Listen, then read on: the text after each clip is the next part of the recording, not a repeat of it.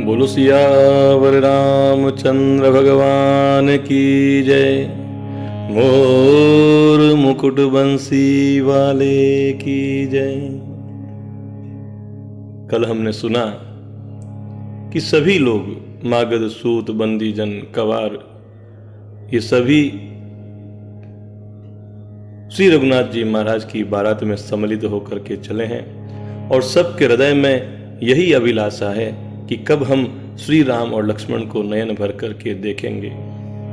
सबके उर निर्भर हरसु पूरित पुलक सरी, कब ही देखिबे नयन भरी। राम लखन दो वीर सियावर, रामचंद्र पद जय शरणम। जय सिया राम जय जय सिया राम, जय सिया राम जय जय सिया राम। गरजई गज घंटा दुनि गोरा, रथ रव बाजी हिस चहुओरा। निदरि गनई गुर मरहि निशाना, निज पराय कछु सुनियन काना। महावीर भूपति के द्वारे, रज होई जाय पसान पबारे। चढ़ी अटारी न देख ही नारी, लिए आरती मंगल थारी। सभी लोग इस कामना को लेकर के चले हैं कि कब हमें श्री रघुनाथ जी महाराज और लक्ष्मण जी के दर्शन प्राप्त होंगे और हमारे ये नयन सफल होंगे। हाथी गरजते हुए चल रहे हैं और उनके घंटों की भीषण ध्वनि भी हो रही है। चारों ओर रथों की गड़गड़ाहट और घोड़ों की हिनहिनाहट हो रही है। बादलों का निरादर करते हुए नगाड़े का घोर शब्द सुनाई दे रहा है। वह शोर इतना है कि किसी को अपनी और पराई बात सुनाई नहीं देती। सभी उत्सव में मग्न हो रखे हैं। राजा दशरथ के दरवाजे पर इतनी भारी भीड़ हो रखी है कि यदि कोई उस तरफ में कोई पत्थर भी फेंक दे तो वह पत्थर भी पिसकर के धूल हो जाएगा। अब देखो, जो लोग अवधपुरी में निवास कर रहे हैं उन सभी का श्री रघुनाथ जी महाराज पर कितना अनन्य प्रेम है। अवधपुरी की सभी नर नारियां अटारियों पर चढ़ती है और मंगल थालों में आरती लिए हुए वहां से देख रही है। गावहि गीत मनोहर नाना, अति आनंदुन जाय बखाना। तब सुमंत्र दुई चंदन साजी, जो तेर बिहय निंदक बाजी। दौरथ रुचिर भूप पहियाने, नहीं सारद पही जाहि बखाने। राज समाज एक रथ साजा, दूसर तेज पुंज अति ब्राजा। और नाना प्रकार के मनोहर गीत गा रही है।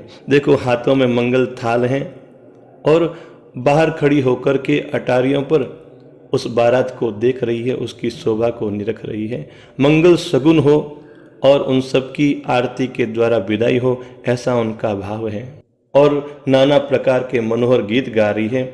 उनके आनंद का बखान नहीं किया जा सकता। तब सुमंत्र जी ने दो रथ सजा करके उनमें सूर्य के घोड़ों को भी मात करने वाले घोड़े जोते।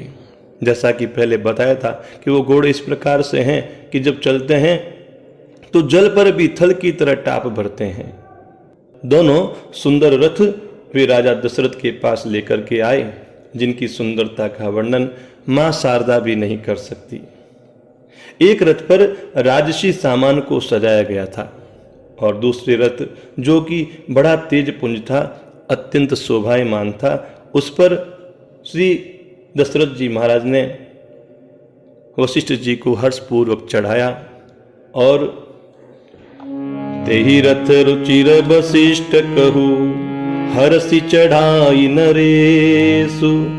आप चढ़ऊ चंदन सुमिरी, हर गुर गौरी गणेश। उस सुंदर रथ पर राजा वशिष्ठ जी को हर्षपूर्वक चढ़ा करके फिर अपने स्वयं शिव, गुरु, गौरी माँ पार्वती और गणेश जी का स्मरण करके उस दूसरे रथ पर चढ़े। सहित वशिष्ठ सोहनप कैसे, सुर गुर संग पुरंदर जैसे। करिकुल रीति वेद विधि राव, देखि सब ही सब भांति बनाऊ। सुमिरि राम गुरु आय सुपाई, चले महीपति शंख बजाई। हर से विभुद बिलो की बराता, बरसई सुमन सुमंगल दाता। वशिष्ठ जी के साथ जाते हुए राजा दशरथ इस प्रकार से सुशोभित हो रहे हैं जैसे देवगुरु बृहस्पति के साथ इंद्र जा रहे हो। वेद की विधि से और कुल की रीति के अनुसार सभी कार्य करके पृथ्वीपति दशरथ जी ने शंख बजा करके वहां से प्रस्थान किया। बोलो सियावर रामचंद्र भगवान की जय। बारात को देखकर देवता हर्षित हुए और सुंदर मंगलदायक फूलों की वर्षा करने लगे। भयउ कोलाहल हय गय गाजे, व्योम बरात बाजने बाजे। सुर नर नारी सुमंगल गाई, सरस राग बाजई सहनाई। घंट घंटी धुनि बरनि न जाही, सर्व करहि पाइक फहराई। करहि विदूषक कौतुक नाना, हास कुशल खल गान सुजाना। अब देखो, जब राजा ने शंख बजा करके बारात को प्रस्थान किया तो सब उत्साह से तो भरे हुए थे। चारों तरफ में बड़ा शोर मच गया। घोड़े और हाथी गरजने लगे। आकाश में और बारात में दोनों जगह बाजे बजने लगे। आकाश में तो देवता लोग नगाड़े बजा रहे हैं और यहाँ अवधपुरी में, यहाँ अयोध्या के जो वासी हैं वो नगाड़े बजा रहे हैं। देवांगनाएं और मनुष्यों की स्त्रियां सुंदर मंगल गान करने लगी। रशीले राग से सहनाइयां बजने लगी। घंटियों की ध्वनि का वर्णन तो कहा ही नहीं जा सकता। जो लोग पैदल चल रहे थे वे सेवकगण अथवा पट्टेबाज कसरत के खेल कर रहे हैं और झंडा फहरा रहे हैं। अब देखो, बारात जब जाए और उसमें कोई हंसी मजाक करने वाला नहीं हो, कोई चपल चंचल व्यक्तित्व नहीं हो, तो उसका आनंद नहीं आता है। तो एकदम ऐसा चित्रण किया है जैसा हमारे इस लौकिक जगत में हम लोग देखते हैं। बाबा ने लिखा कि यहाँ पर हंसी करने में निपुण और सुंदर गान गाने वाले लोग भी जो मस्करे हैं, तरह तरह के तमाशे दिखाते हैं और लोगों का मनोरंजन करते हैं। तुरगन चावहि कुंवर बर, अकनि मृदंग निशान। नागर नट चित वही चकित, डगहि न ताल बंदान।